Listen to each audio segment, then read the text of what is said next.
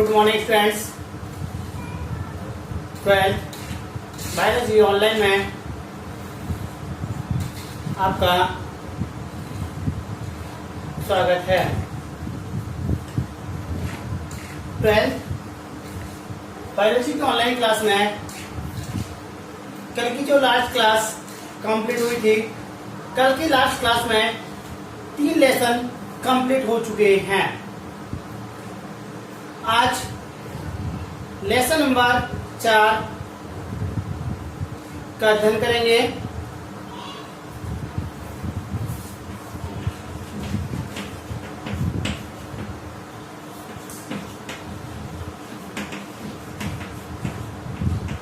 Period first, lecture first और lesson number 4। ये जो 4th लेसन है, चौथे लेसन का अपन अध्ययन करेंगे।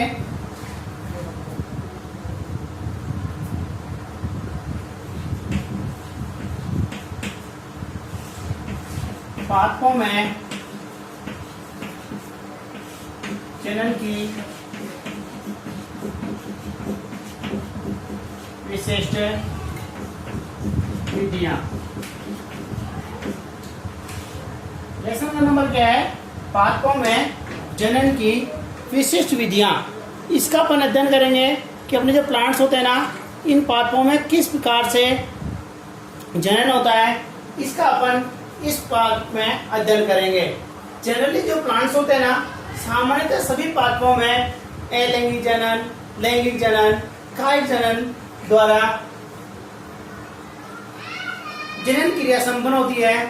लेकिन इन पादपों में इनके अतिरिक्त कुछ स्पेसिफिक चीज और होती है जिनके द्वारा पादप नई संतति का विकास करते हैं।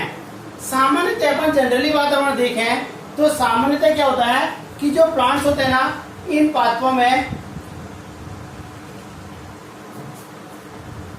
जनन अलैंगिक और लैंगिक विधि द्वारा होता है। इसलिए क्या होता है कि ये जो प्लांट्स होते हैं, ये किस प्रकार से स्पेसिफिक मेथड दर्शाते हैं, उनकी कुछ स्पेसिफिक मेथड हैं जिनको अपन आप देखते हैं।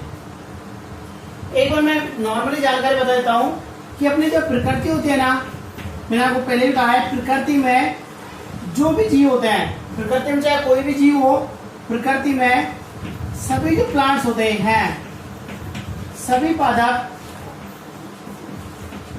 अपने अस्तित्व को बनाए रखने के लिए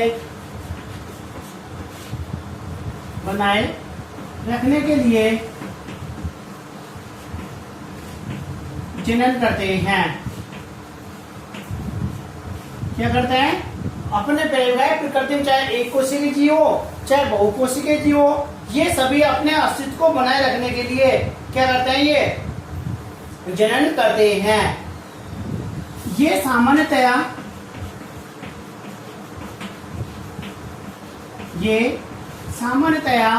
लैंगिक, अलैंगिक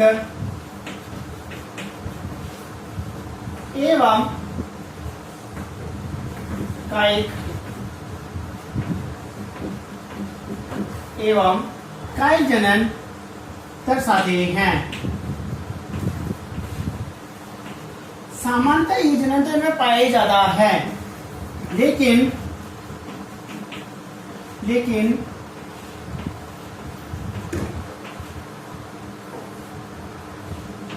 इनके अतिरिक्त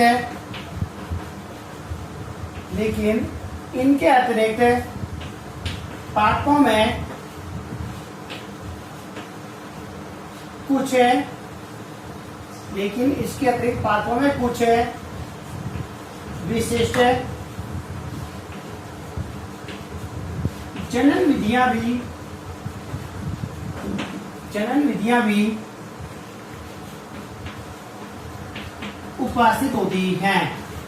अपन ने पहले भी कहा है कि सामान्यतः ये जनन तो पाया जाता है, लेकिन इसके अतिरिक्त कुछ विशेष प्रकार की विधियां भी पाई जाती हैं। ये विधियां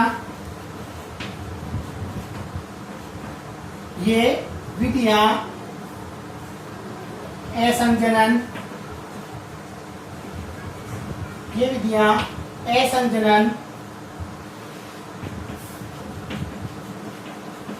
एवं निषेधीजता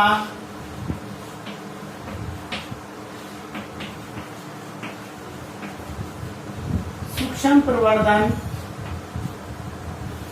अनिषेधन असंजनन सूक्ष्म प्रवर्धन कायिक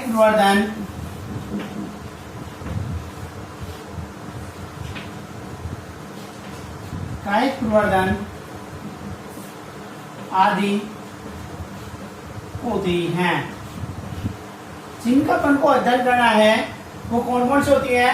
ये असंजनन होती है, अनिषेधीजता होती है, और अनिषेधीजता के अतिरिक्त अपने पास सूक्ष्म प्रवर्धन होता है, कायिक प्रवर्धन होता है।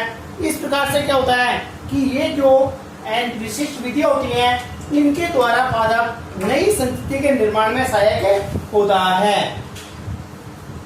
ठीक आपको मैंने कुछ पॉइंट्स लिखे हैं जो पाठ को स्टार्ट करने से पहले एक बार नॉर्मली अपन जनरल पॉइंट्स अपन लेसन में डाल देते हैं। तो अपने लेसन में डालने के लिए क्या कहा है कि प्रकृति में सभी पादप अपने अस्तित्व को बनाए रखने के लिए जनन करते हैं, चाहे प्रकृति में एक कोशिकीय के जीव हो चाहे वो बहुकोशिकीय के जीव हो, सभी में अपने अस्तित्व को बनाए रखने के लिए जनन की प्रोसेसिंग पाई जाती है। ठीक है, जनन होते हैं ना, ये सामान्यतः लैंगिक जनन हो सकता है, अलैंगिक जनन हो सकता है, कायिक जनन हो सकता है। इन जनन के अतिरिक्त पादप फिर भी कुछ अपने अस्तित्व को बनाए रखने के लिए कुछ स्पेसिफिक मेथड भी दर्शाते हैं, और वो मेथड होते हैं असंजनन है, अनिषेधीजता है, सूक्ष्म प्रवर्धन है, कायिक प्रवर्धन है। इन सब का अध्ययन ये स्पेसिफिक मेथड में आते हैं। इन सब का अध्ययन अपन क्या करेंगे इस लेसन में करेंगे। तो सबसे पहले अपन डालते हैं, इनको नोट करने के बाद पॉइंट डालना है अपन को असंजनन। क्या डालना है? असंजनन। इनको नोट करना है, नोट करने के बाद में पॉइंट डालना है असंजनन।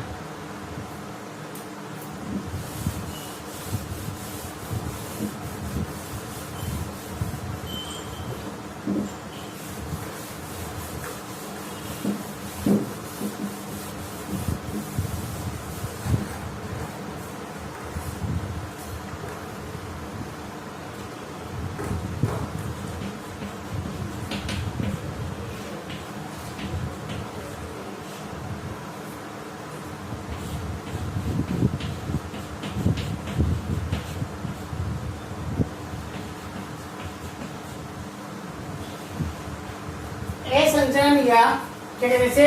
एपोमिक्सस कहते हैं, या क्या कहते हैं इसे?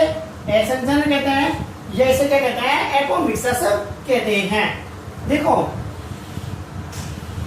ये वर्ड्स पहले भी कहीं आया था, याद आपको?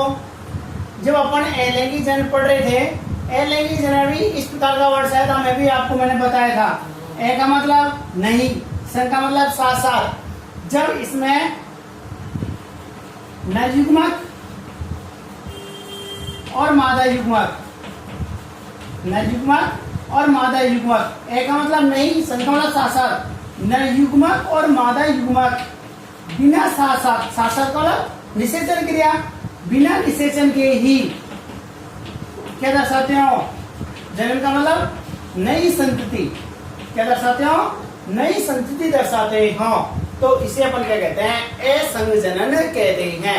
एक बार दोबारा देखिएगा, इस पॉइंट्स का मीन्स क्या होता है? ए का मतलब नहीं, सन का मतलब होता है साथ साथ। साथ साथ क्या मतलब होता है इसमें? निषेचन, फर्टिलाइजेशन। जनन का मतलब नई संतति का विकास। क्या कहेंगे? जब नरयुग्मक एवं मादा युग्मक बिना निषेचन के ही नई संतति का निर्माण कर देते हैं तो इसे क्या कहते हैं? असंजनन कहते हैं। ये एक प्रकार का अलैंगिक जनन भी कह सकते हैं। वहां भी अपन ने अलैंगिक जनन को कुछ वैज्ञानिकों ने इसे असंजनन नाम दिया था। तो ये अलैंगिक जनन का ही एक रूप मान लीजिएगा कि अलैंगिक जनन जैसे संपन्न होता है वैसे के वैसे इसमें भी निषेचन क्रिया संपन्न नहीं होती है, अर्धसूत्रण क्रिया संपन्न नहीं होती है। इसलिए क्या है, ये अलैंगिक जनन है, लेकिन यहाँ कुछ स्पेसिफिक मेथड्स होते हैं, सिस्टम्स होते हैं, इसलिए इन्हें स्पेसिफिक मेथड में इनको रखा गया है। ऐसा जनन आ गया। ये तो अपने जनरली बात हुई। एक वैज्ञानिक था हैंस विंकलर। हैंस विंकलर क्या था? Hans Winkler. इसने 1908 में ये कहा था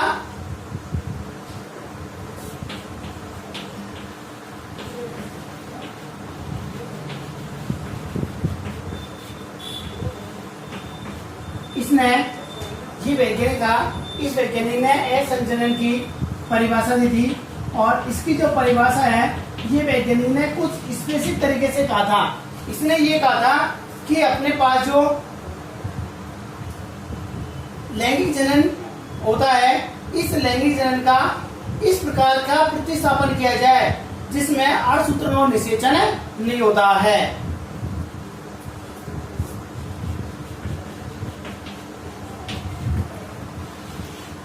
सामान्यतः लैंगिक जनन का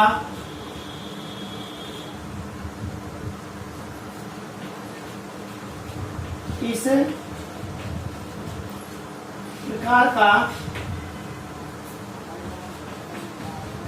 प्रतिस्थापन है, लैंगिक जनन का इस प्रकार का प्रतिस्थापन जिसमें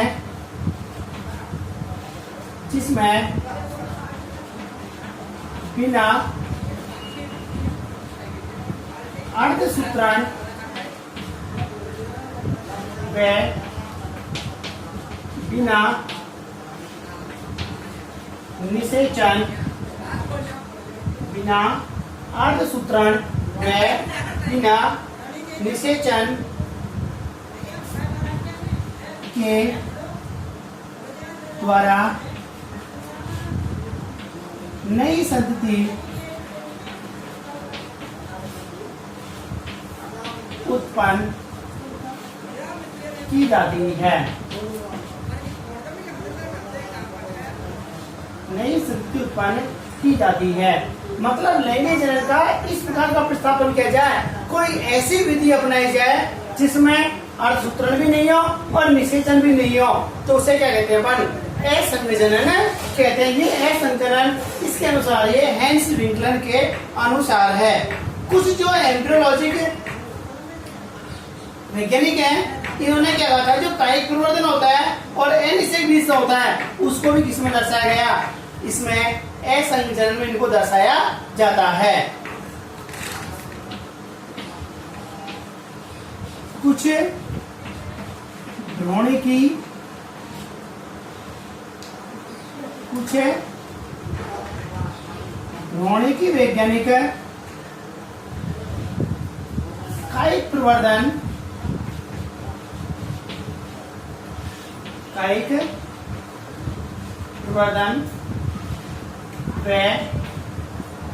प्रवर्धन व अनिषेक बीजता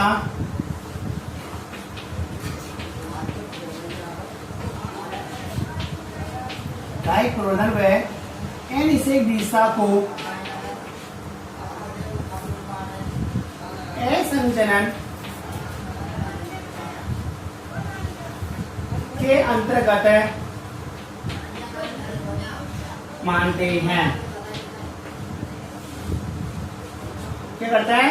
कुछ भ्रूणिकी वैज्ञानिक होते हैं, ये कुछ भ्रूणिक वैज्ञानिकों ने जो कायिक प्रवर्धन होता है और जो अनिषेक बीजता होते हैं ना, इस कायिक प्रवर्धन और अनिषेक बीजता को किसे माना गया है?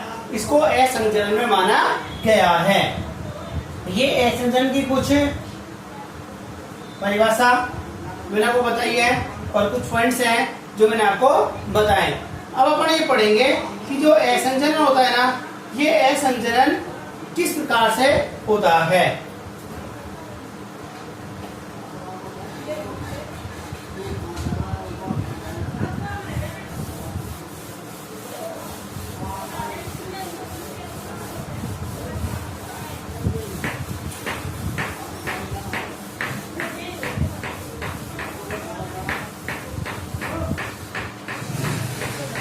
इसको असंचरण के प्रकार भी कह सकते हैं। पॉइंट क्या डालना है? असंचरण के प्रकार। क्या डालना है? असंचरण के प्रकार। देखो, असंचरण सामान्यतः दो प्रकार से विभाजित किया गया है। किस भागों में? दो भागों में विभाजित किया गया है। नंबर एक आता है बीजाणुद्विद,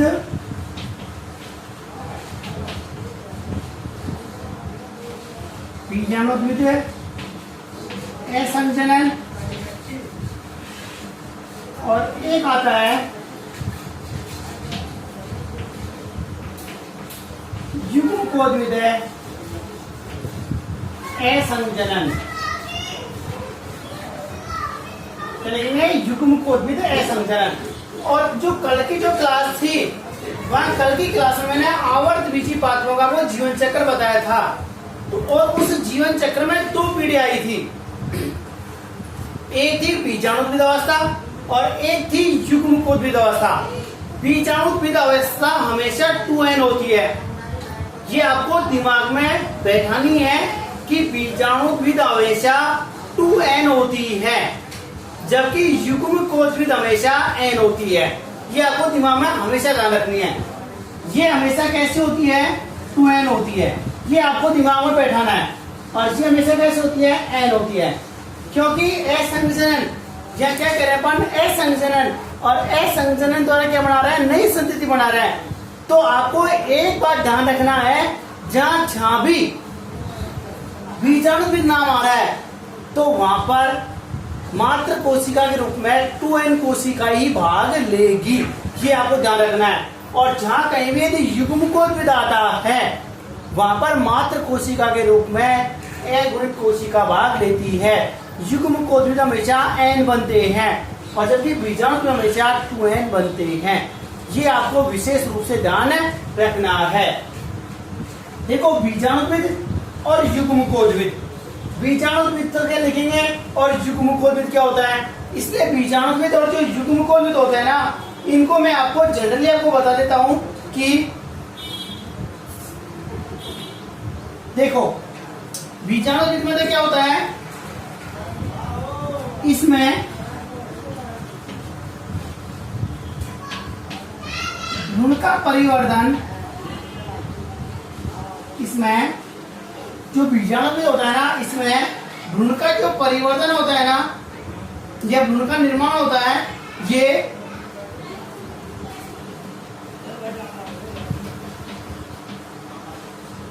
भ्रूण कोश के अतिरिक्त, भ्रूण कोश के अतिरिक्त बीजांड की कोई भी द्विगुणित, बीजांड की कोई भी द्विगुणित कोशिका हो सकती है। बीजांड की कोई भी द्विगुणित कोशिका। अब द्विगुणित कोशिका में कौन कौन से हो सकती है बीजांड की संरचना में? बीजांड का है,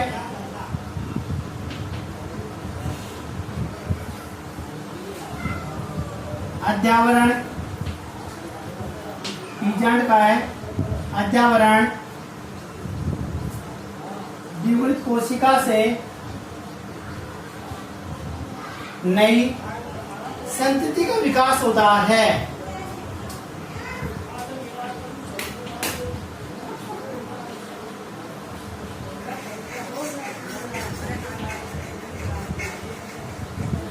लिखा है इसमें भ्रूण का परिवर्तन, भ्रूण कोश के अतिरिक्त बीजांड की कोई भी द्विगुणित कोशिका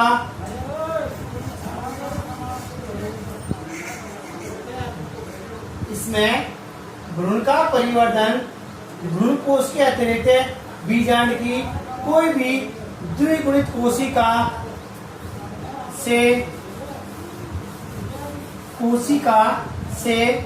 होता है, कोशिका से होता है। इसमें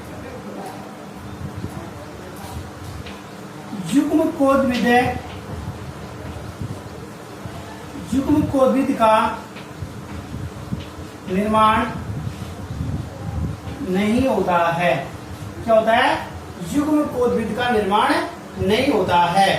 इसमें अर्धसूत्रण और निषेचन भी नहीं होता है। अर्धसूत्रण व निषेचन नहीं होता है। सबसे पहले पॉइंट क्या डाला? असंजनन के प्रकार। क्या लिखेंगे? असंजनन को निम्न भागों में विभाजित किया गया है। राइट। इसके बाद में आपको नंबर 1 डालना है, बीजाणुद्भिद असंजनन। क्या लिखना है नंबर 1 डाल के? बीजाणुद्भिद असंजनन। एक लिखना है आपको, ये मैंने आपको बता दिया। लिखने के लिए क्या करना है आपको? सबसे पहले पॉइंट डालिएगा असंजनन एपोमिक्सिस के प्रकार। इसके बाद में नंबर 1 डालना आपको बीजाणुद्भिद असंजनन। और बीजाणुद्भिद असंजनन में क्या लिखना है? इसमें भ्रूण का परिवर्तन भ्रूण कोश के अतिरिक्त बीजांड की कोई भी द्विगुणित कोशिका से होता है। भ्रूण का परिवर्तन किससे होता है? इसमें बीजांड की द्विगुणित कोशिका होनी चाहिए। या तो अद्याण भाग ले सकता है या फिर बीजांड का भाग ले सकता है। इसको अपन क्या कहते हैं? बीजाणुद्भिद असंजनन कहते हैं। क्या कहते हैं? बीजाणुद्भिद असंजनन कहते हैं। आपको 10 ध्यान ये रखना है, तुम्हें लिखा है इसमें कोई भी द्विगुणित कोशिका ही भाग लेगी। आपको ये ध्यान रखना है, क्योंकि इस वाले जो लेसन है, इस वाले लेसन में 2 ही चीज आएंगी, या तो अगुणित कोशिका से या द्विगुणित कोशिका से। इसमें आपको कंफ्यूज होने की आवश्यकता नहीं है। जहाँ कहीं भी बीजाणुद्भिद आता है वहाँ आपको द्विगुणित कोशिका लेनी है, और जहाँ कहीं भी युग्मकोद्भिद आता है वहाँ आपको अगुणित कोशिका लेनी है। आगे अभी टॉपिक्स आएंगे, वहाँ पर पूरे लेसन में केवल 2 ही चीज आएगी, बीजाणुद्भिद, युग्मकोद्भिद। द्विगुणित कोशिका, अगुणित कोशिका, अंड कोशिका, सहायक कोशिका, बीजांड का है, अद्याण का है, ये सब चीज का आएंगे। ये पूरे उल्टी सुल्टी एक दूसरे में परिवर्तित होती रहती है। इसीलिए क्या होता है, आपको कंफ्यूज होने की आवश्यकता नहीं है। दूसरा पॉइंट डालेगा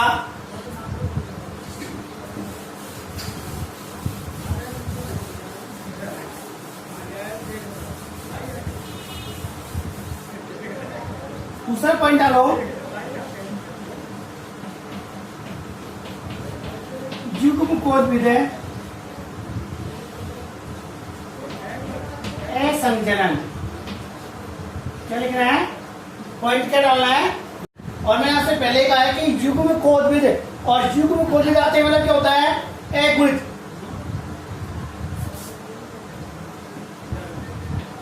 इसमें भ्रूण के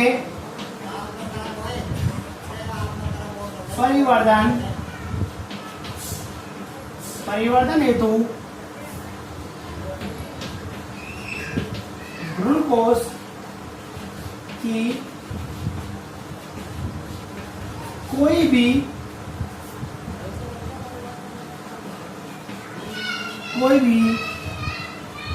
अगुणित कोशिका भाग लेती है। देखो मैंने आपसे पहले ही कहा था कि युग्मकोद्भिद और युग्मकोद्भिद का मतलब क्या होता है? एन। और मैंने आपको पहले ही बताया कि बीजांड के संरचना में जो भ्रूणकोश होता है 7 कोशिका होता है, 8 केंद्रीय होता है। तो वह 7 कोशिकाओं में से 6 जो कोशिकाएं होती हैं वो कैसे होती हैं? अगुणित होती हैं। कौन कौन सी? नंबर 1 अंड कोशिका अगुणित होती है। दोनों सहायक कोशिकाएं वो भी कैसे होती हैं? एन होती हैं। और विपरीत दिशा पर जो 3 प्रतिमुखी कोशिकाएं पाई जाती हैं वो भी कैसे होती हैं? एन होती हैं। तो कौन कौन सी कोशिका हुई? अंड कोशिका, सहायक कोशिका या प्रतिमुखी कोशिकाएं। अब अपन को देखना ये है कि अंड कोशिका से बनता है या अंड कोशिका के अतिरिक्त किसी दूसरी कोशिका से बनता है। इस चीज को युग्मकोद्भिद जो असंजनन है इसमें अलग प्रकार से विभाजित किया गया है कि अपने पास जो युग्मकोद्भिद है, ये युग्मकोद्भिद किस प्रकार से अंड कोशिका से बनता है या फिर ये अपने अंड कोशिका के अतिरिक्त किसी दूसरी कोशिका से बनता है। इसलिए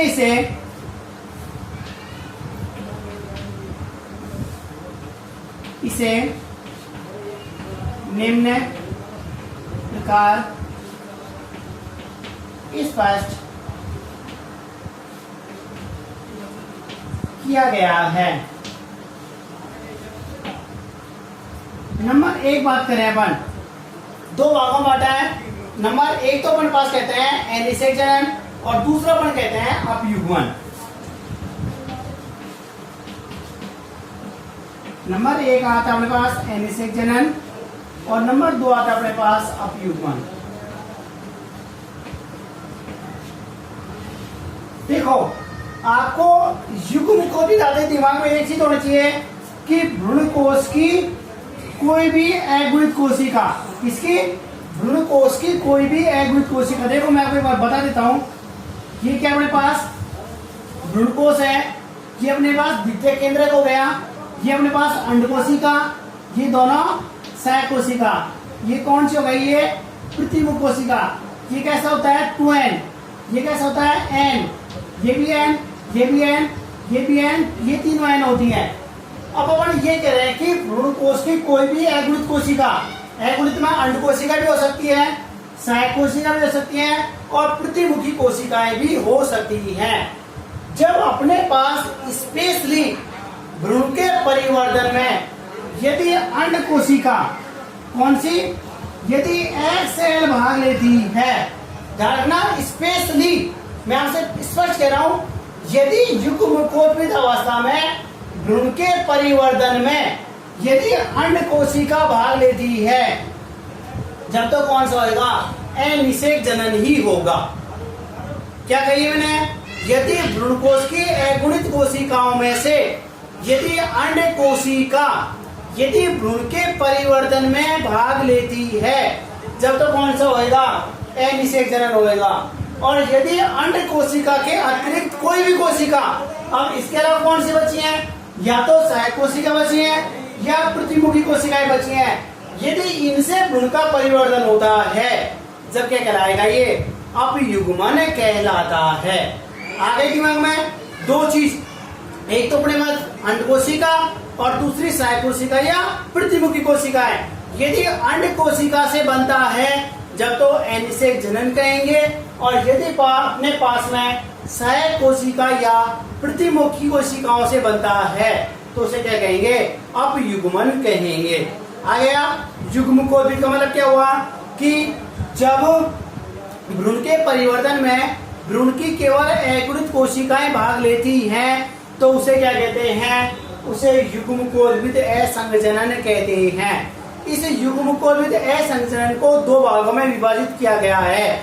नंबर 1 अनिषेक जनन, नंबर 2 अपयुग्मन। अनिषेक जनन का मतलब क्या होता है, यदि भ्रूण का परिवर्तन अगुणित अंड कोशिका से होता है, जब तो क्या कहलाएगा, अनिषेक जनन। और जब भ्रूण कोश की अंड कोशिका के अतिरिक्त कोई भी अगुणित कोशिका, जैसे सहायक कोशिका या प्रतिमुखी कोशिकाएं भ्रूण के परिवर्तन में सहायक होती हैं, तो उसे क्या कहेंगे, अपयुग्मन। आपको ध्यान रखना है, अंड कोशिका अनिषेक जनन, सहायक कोशिका प्रतिमुख कोशिकाएं अपयुग्मन। ये दो प्रकार से डिवाइड किया गया है युग्मकोत्पित को। नंबर 1 अनिषेक जनन डालिए और नंबर 2 अपयुग्मन पॉइंट डालिए। पहले तो नंबर 1 डाल लीजिए, दोनों पॉइंट डालने के बाद नंबर 1 डालो, दोबारा अनिषेक जनन डालिए। क्या लिखा है, इसे निम्न प्रकार स्पष्ट किया गया है, दोनों पॉइंट लिखिए, नंबर 1 अनिषेक जनन, नंबर 2 अपयुग्मन, इसलिए दोनों। इसके बाद में फिर दोबारा पॉइंट डाला है, नंबर 1 अनिषेक जनन, राइट। अनिषेक जनन पर क्या लिखेंगे, इस प्रकार का लिख देता हूं, इसमें क्या लिखेंगे, जब भ्रूण के परिवर्तन में क्या, जब भ्रूण के परिवर्तन में भ्रूण कोश की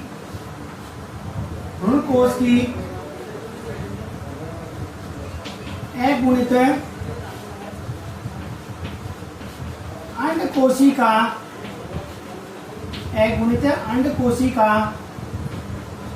भाग लेती है, अनिषेक जनन कहलाता है। क्या कहलाता है? अनिषेक जनन कहलाता है। आपको बस एक ध्यान रखना है, क्या? अंड कोशिका, कौन सी? अगुणित अंड कोशिका ही यदि भाग लेती है, क्या कहलाएगा? ये अनिषेक जनन कहलाता है।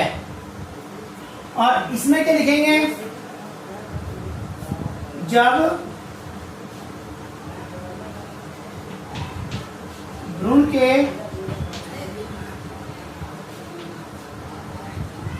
परिवर्तन में, जब भ्रूण के परिवर्तन में भ्रूण कोश की, जब भ्रूण के परिवर्तन में भ्रूण कोश की, भ्रूण कोश की अंड कोशिका के अतिरिक्त, अंड कोशिका के अतिरिक्त कोई भी अन्य अगुणित कोशिका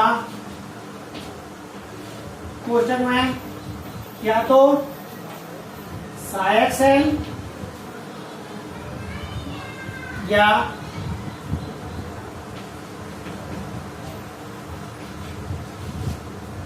प्रतिमुखी सेल भाग लेती हैं, अपयुग्मन कहलाता है।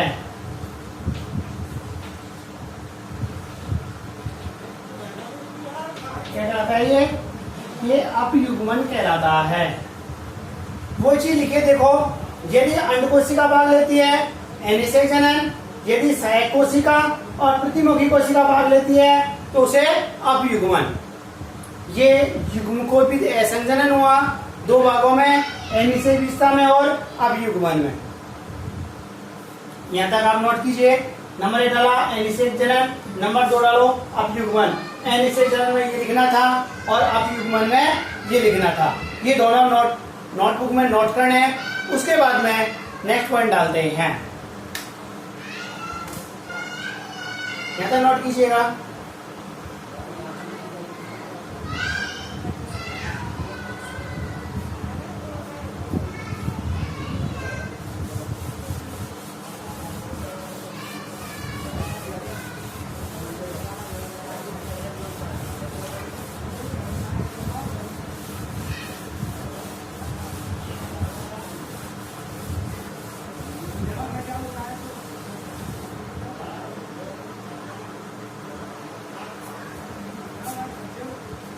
पॉइंट क्या था अपने पीछे? असंचरण एपोमिक्सस के प्रकार कितना पड़ा? 2, बीजाणुविद और युग्मकोद्भिद। यदि आपसे केवल ये पूछता है कि युग्मकोद्भिद के प्रकार बताइए, सॉरी, यदि आपसे क्वेश्चन ये पूछता है कि असंचरण किसे कहते हैं, असंचरण कितने प्रकार का होता है, जब तो अपन क्या लिखेंगे? असंचरण की परिभाषा लिखेंगे और असंचरण को 2 ही भागों में विभाजित करेंगे। कितने भागों में? 2 भागों में विभाजित करेंगे। कौन कौन सा? नंबर 1 बीजाणुविद असंचरण और दूसरा युग्मकोद्भिद असंचरण। राइट, यहां तक कोई समस्या नहीं है। लेकिन समस्या ये आती है कि आपसे फिर दोबारा पूछ रहे कि असंचरण प्रोफेसर माहेश्वरी पंचानन के अनुसार कितना होता है, जब आपको 2 प्रकार नहीं लिखने हैं। इसलिए दूसरा पॉइंट भी क्या डालना है? असंचरण के प्रकार, और इसके पास में लिखना है प्रोफेसर माहेश्वरी पंचानन के अनुसार। पॉइंट डालेगा असंचरण के प्रकार।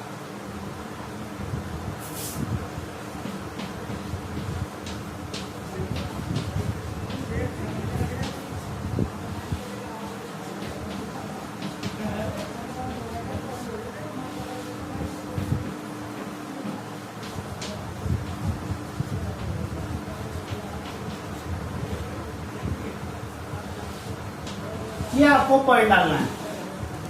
असंजन के प्रकार पूछे, 2 प्रकार स्पेशली नाम दें कि प्रोफेसर माहेश्वरी पंचानन के अनुसार कितना होता है, तो इसको असंजनन को अपन 4 भागों में विभाजित करेंगे।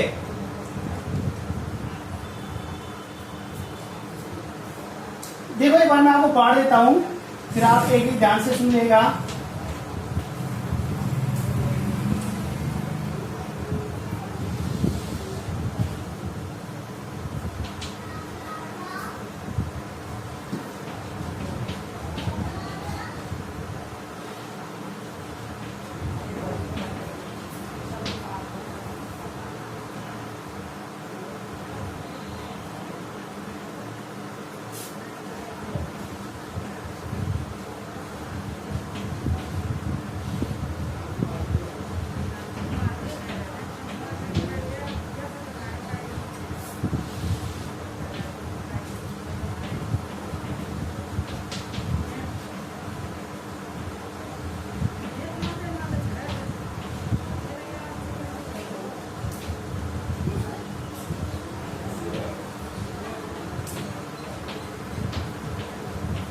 प्रोफेसर माहेश्वरी जो पंचानन है, प्रोफेसर माहेश्वरी जो पंचानन है, इसने कितने भागों में बांटा इसको 4 भागों में विभाजित किया है। कौन कौन सा? नंबर 1 अपन बात करें तो अनावर्ती, ये मैं आपको एक बार दोबारा बता दूं, ये होता है युग्मकोर्विद। जो हमने प्रकार पढ़ा था ना, वो कंफ्यूज मत होना, ये होता है युग्मकोर्विद और ये होता है बीजाणुविद। इसलिए आपको कंफ्यूज होने की आवश्यकता नहीं है। असंजन के प्रकार किसके अनुसार? प्रोफेसर पंचानन माहेश्वरी के अनुसार कितने भागों में बांटा है? 4 भागों में बांटा है। नंबर 1 अनावर्ती असंजनन, नंबर 2 पुनरावर्ती असंजनन, नंबर 3 अपस्थानिक भ्रूणता और नंबर 4 कायिक असंजनन। ये 4 प्रकार इनको बांटा गया, 4 भागों में इनको बांटा गया है और 4 भागों का अपन डिटेल से अध्ययन भी करेंगे। तो इसीलिए अपन से ये कहा है कि यदि अपने क्वेश्चन यदि प्रोफेसर माहेश्वरी पंचानन के अनुसार आता है, जब तो इसको 4 भागों में डिवाइड करना है, और यदि अपने पास केवल असंजन के प्रकार आता है तो इसको 2 भागों में। कौन कौन सा? बीजाणुविद और युग्मकोर्विद। देखो इसने भी शामिल किया है युग्मकोर्विद और बीजाणुविद, लेकिन इसने 2 भागों में बढ़ा दिए, एक अनावर्ती और एक कायिक। राजस्थान बोर्ड के अनुसार, जो राजस्थान बोर्ड की बुक चलती थी उसके अनुसार प्रोफेसर माहेश्वरी इसको 3 भागों में डिवाइड करते हैं, कुछ बुक्स इसको 4 भागों में डिवाइड करती हैं। इसलिए नंबर 1 अनावर्ती, नंबर 2 पुनरावर्ती, नंबर 3 अपस्थानिक भ्रूणता। यहाँ तो राजस्थान बोर्ड की जो बुक्स पहले चलती थी, पुरानी बुक्स चलती थी, उसमें 3 भागों में बांटा गया है। कुछ जो नई बुक्स आई हैं उसमें इसको 4 भागों में बांट दिया। इसलिए यहाँ तक तो राजस्थान बोर्ड के अनुसार 3 भाग ही हैं, एक भाग और बांट रहेगा। इसलिए मैंने अध्ययन के लिए आपको एक और लिख दिया, उसको अपन कहते हैं कायिक असंजनन। इस प्रकार से अपन एक एक का अपन अध्ययन करेंगे। तो सबसे पहले अपन पॉइंट नंबर 1 डालते हैं अनावर्ती असंजनन।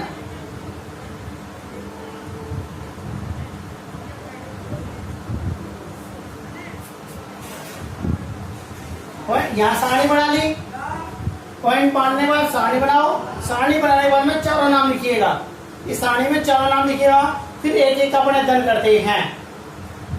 पॉइंट डाले 4, इसमें नंबर 1 डालिएगा।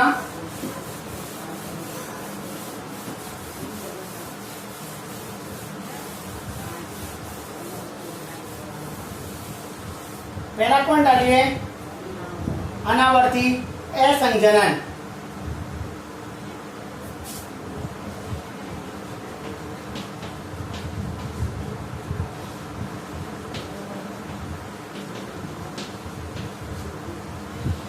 अनावर्ती असंजनन, इसमें लिखना क्या है? देखिए,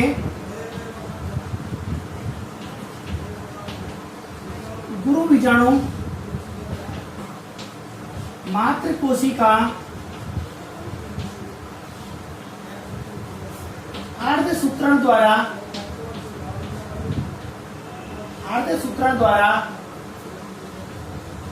अगुणित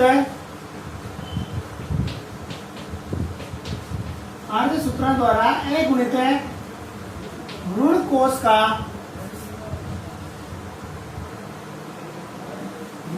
का निर्माण करता है। क्या कहलाता है? अनावर्ती असंजनन कहलाता है। क्या कहलाता है? जब गुरु बीजाणु मातृ कोशिका अर्धसूत्रण से अगुणित भ्रूण कोश का निर्माण करता है, अनावर्ती असंजनन कहलाता है। अब देखो अगुणित भ्रूण कोश बना है तो इसमें अंड कोशिका भी बनेगी और अंड कोशिका के अतिरिक्त क्या बनेगा? इसमें सहायक कोशिका और प्रतिमुखी कोशिकाएं भी बनेंगी। यदि अपने पास इसमें लिख लिया, पॉइंट डाल देता हूं मैं, पॉइंट डाल दीजिए इसमें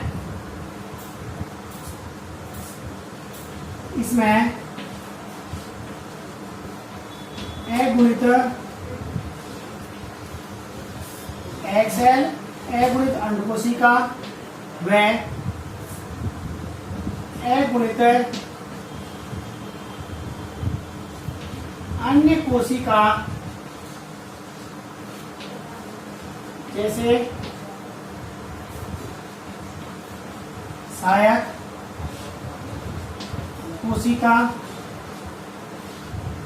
कोशिका, प्रतिमुखी कोशिकाएं,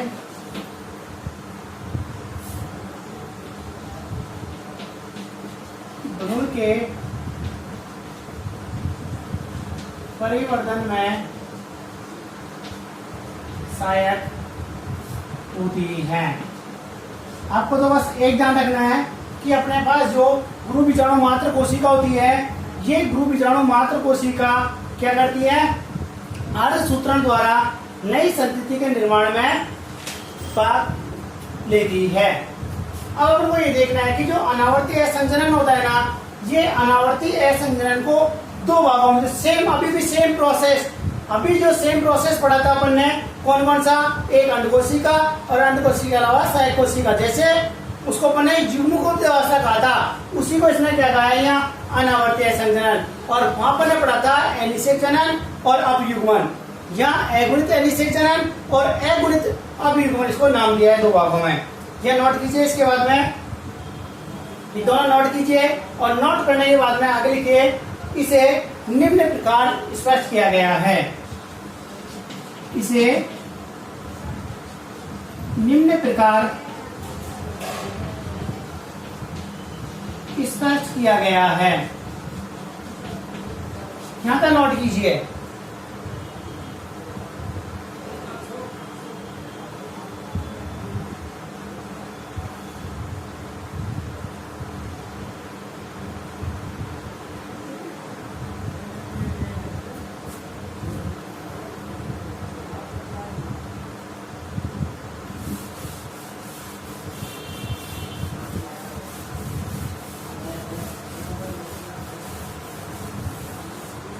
कितने भागों में केस को?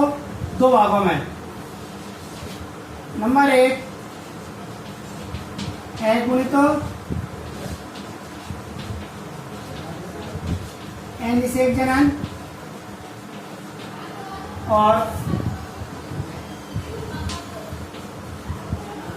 अगुणित अपयुग्मन। अगुणित अनिषेक जनन और अगुणित अपयुग्मन। अभी जो युग्मकोद्भिद अवस्था पढ़ी थी, उस युग्मकोद्भिद अवस्था में यही पढ़ा था कि यदि अपने पास अंड कोशिका भ्रूण के परिवर्तन में सहायक होती है, जब क्या कहते हैं उसे अनिषेक जनन, और अंड कोशिका के अतिरिक्त कोई भी अगुणित कोशिका जैसे सहायक कोशिका या प्रतिमुख कोशिका भाग लेती है, तो उसे अपन क्या कहते हैं? अपयुग्मन। यहाँ पे वो की वही चीज है, इसलिए यहाँ पे वही चीज लिखनी है अपन को सेम। देखो क्या लिखना है,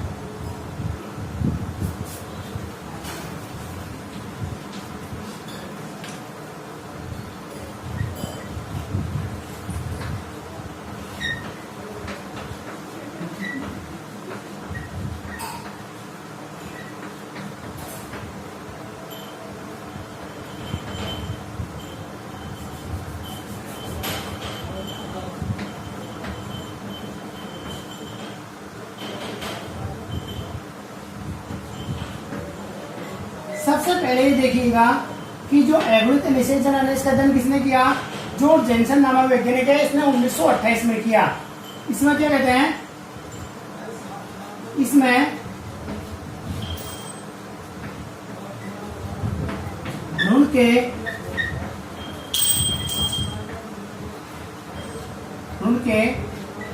परिवर्तन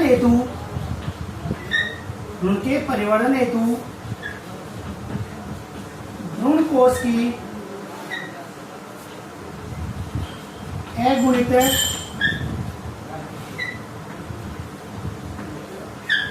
अंड कोशिका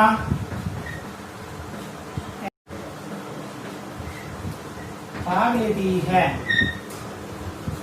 जब तो क्या कहेंगे? इसे अगुणित अनिषेक जनन कहते हैं। और इसमें क्या लिखेंगे अपन? दोनों पॉइंट डालेगा। नंबर 1 अगुणित अनिषेक जनन, अगुणित अनिषेक जनन में ये पॉइंट डालेगा।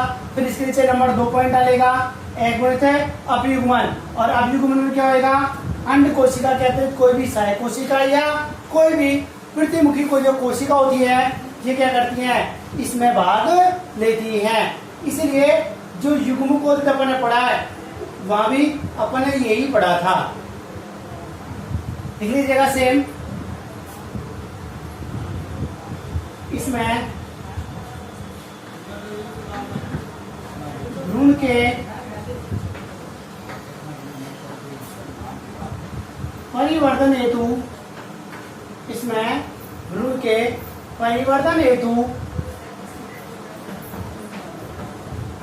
भ्रूण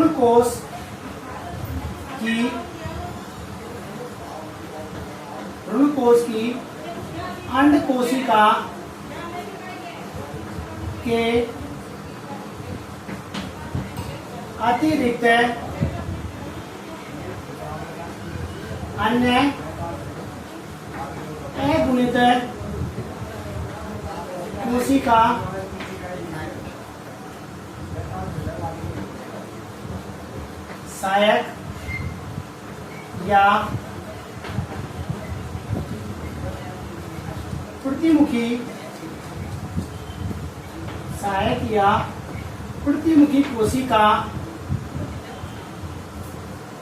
सहायक या प्रतिमुखी कोशिका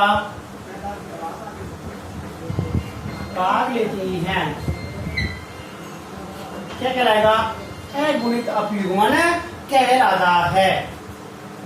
दोनों पॉइंट लिखिएगा। नंबर 1 अगुणित अनिषेक जनन। अगुणित अनिषेक जनन का मतलब क्या होता है कि जब अपने पास भ्रूण कोश की अगुणित अंड कोशिका भाग लेती है, अगुणित अनिषेक जनन कहते हैं।